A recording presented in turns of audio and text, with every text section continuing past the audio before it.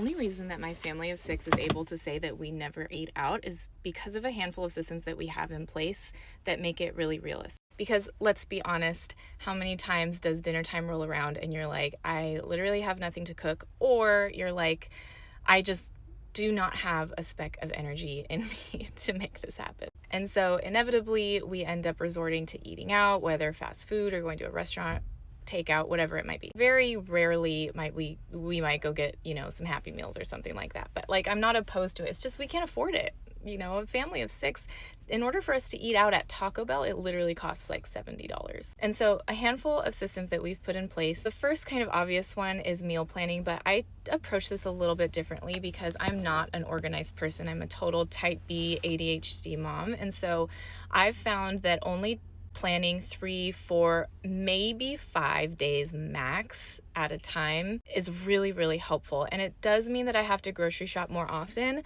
but I've found that has worked better for me than trying to take like a whole week on at a time. If I can only come up with like 3 dinner ideas, then 3 it is. And I also take advantage of a lot of like the drive up and go. Like I do Safeway, where you order on the app and then you can just pull up and they'll put the groceries in your trunk. The next thing is that I'm really realistic. I know that I'm either going to forget, just really not feel like cooking dinner. And so I'm prepared for those days. I'm prepared with really easy meals, a frozen meal that I can just pop in the oven, or something that I've done so many times it's like autopilot and can be done in 20 minutes, like spaghetti, for example. And for the days where maybe I ran out of that stuff, instead of being like, oh, we're going to resort to eating out, instead of going to the restaurant, I go to the grocery store and I pick up a couple of easy things and I can make it in a handful of minutes when I get home. I also like to keep a lot of staples. So I know, like, when I'm grocery shopping, as long as I have some like chicken thighs,